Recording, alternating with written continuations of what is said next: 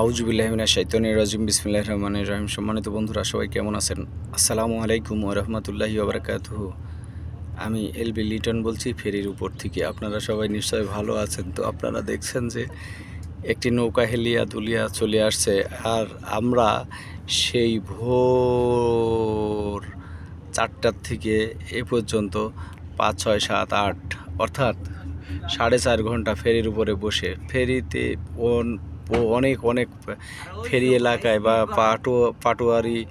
পাটুরিয়া দৌলতদিয়া এলাকায় প্রচণ্ড ঝড় বয়ে চলেছে, যার জন্য কিন্তু একেবারে ফেরির পল্টনের সমস্যা হয়েছে। যার জন্য আমাদের ফেরির উপরে গাড়ি ওঠানোর পরে আমাদেরকে আর পার করি নাই। এবং এই যে আপনারা দেখছেন যে আমাদের ফেরিটি এই এখনই মাত্র